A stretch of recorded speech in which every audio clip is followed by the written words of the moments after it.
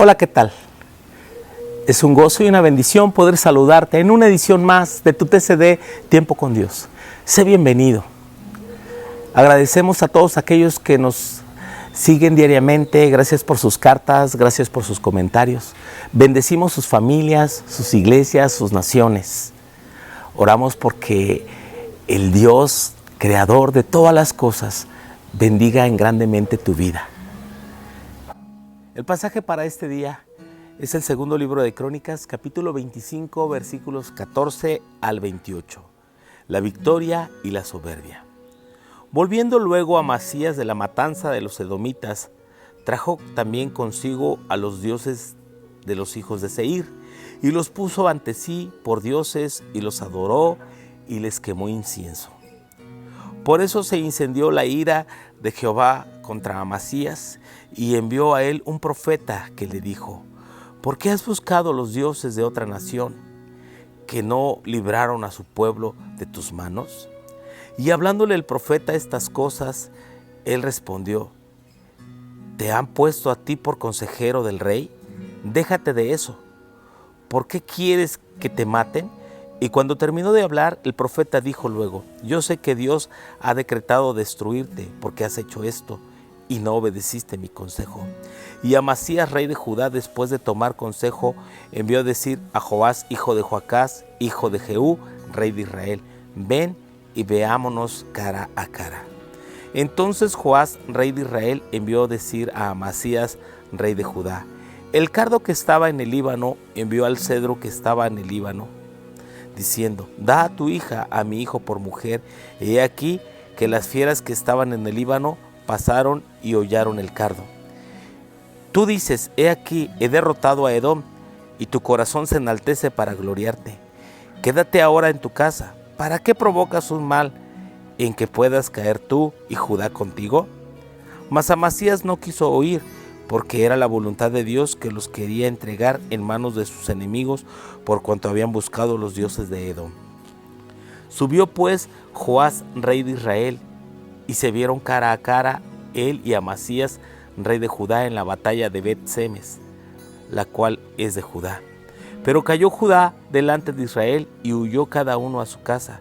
Y Joás, rey de Israel, apresó en Bet-Semes a Amasías, rey de Judá, hijo de Joás, hijo de Joacás, y lo llevó a Jerusalén. Y derribó el muro de Jerusalén desde la puerta de Efraín hasta la puerta del ángulo, un tramo de 400 codos. Asimismo, tomó todo el oro y la plata y todos los utensilios que se hallaron en la casa de Dios, en casa de Obed-Edom, y los tesoros de la casa del rey y los hijos de los nobles. Después volvió a Samaria. Y vivió Amasías, hijo de Joás, rey de Judá, 15 años después de la muerte de Joás, hijo de Joacás, rey de Israel. Los demás hechos de Amasías, primeros y postreros, ¿no están escritos en el libro de los reyes de Judá y de Israel? Después, el tiempo en que Amasías se apartó de Jehová, empezaron a conspirar contra él en Jerusalén, y habiendo él huido a Laquis, enviaron tras él a Laquis, y allá lo mataron. Y lo trajeron en caballos y lo sepultaron con sus padres en la ciudad de Judá. Qué triste final tienen las personas que se olvidan de Dios. Qué triste final hay para aquellos que no reciben el consejo que viene de parte de Dios. Cómo el corazón de Amasías se llenó de soberbia tras haber derrotado al ejército de Seir o de Edom. Dios les dio una gran victoria porque siguieron su consejo. Y en lugar de caminar rectamente siguiendo el consejo de Dios, se va tras su soberbia, se va tras su vanidad.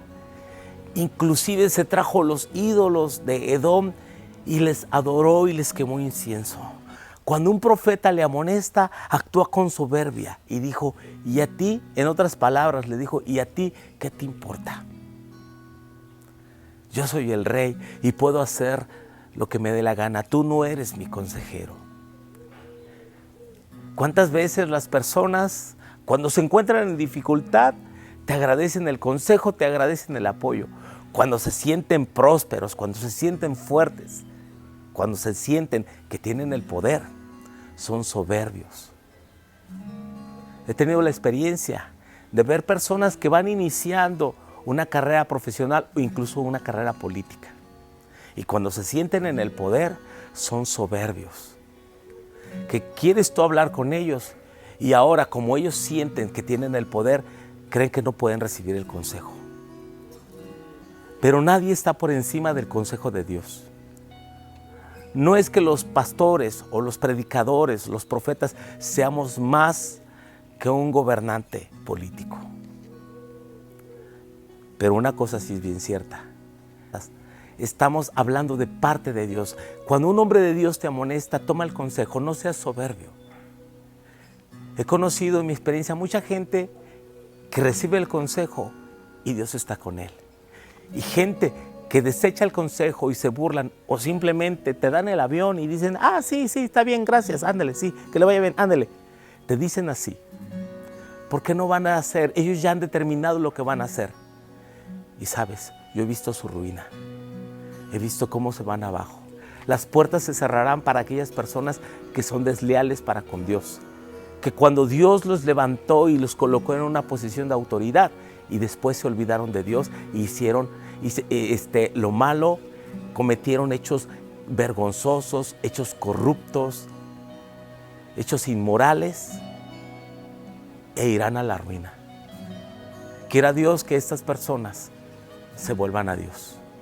Quiera Dios que esos gobernantes que una vez que comenzaron dijeron ellos, sí, yo voy a seguir el consejo de Dios. Yo he visto muchos políticos venir a reuniones incluso de pastores, pedir el apoyo, pedir oración, pedir la bendición de Dios y después olvidarse y actuar con soberbia y actuar con ingratitud. Y la historia de Amasías se aplica muchísimo a este tipo de personas. Vino la ruina de ellos. En su soberbia él quiso enfrentar al rey de Israel y murió, tristemente, fue derrotado. Mucha gente fue muerta en aquella batalla. Derribaron la muralla del templo, derribaron la muralla de la ciudad y saquearon grandes riquezas de Jerusalén. Murió mucha gente y el país quedó en ruinas. Quiera Dios, en nuestro país está comenzando un nuevo gobierno. Quiera Dios que ese gobierno escuche el consejo de Dios y no actúe tras la vanidad de su corazón. Que Dios bendiga a nuestras naciones, que Dios bendiga a nuestros pueblos, que nuestros gobernantes escuchen el consejo que viene del cielo y no consejos perversos, que le aparten de la verdad, que les aparten de hacer lo justo, lo correcto. Es nuestra oración y los creyentes debemos orar día a día por nuestros gobernantes. El Señor quiere que el pueblo de Dios se levante para orar, pero también para levantar la voz. Debemos ser valientes, los creyentes, para hablar y no callar. El profeta aquí, a pesar de la intimidación, la amenaza que recibió de parte del rey, él siguió hablando y emitió la sentencia. Y esa es la posición correcta que los hijos de Dios debemos tener. No tengas temor de levantar tu voz, no tengas temor de denunciar la injusticia, no tengas temor de denunciar aquello que es incorrecto. Yo primeramente bendigo a nuestros gobernantes para que caminen en justicia y en el temor de Dios. Pero bendigo al pueblo de Dios para que se levante valientemente a seguir lo recto y no sea parte de la corrupción, no sea parte de la maldad, no sea parte de la iniquidad que se vive en día y levante su voz. En el poderoso nombre de Jesús. Amén y amén. Que el Señor te bendiga.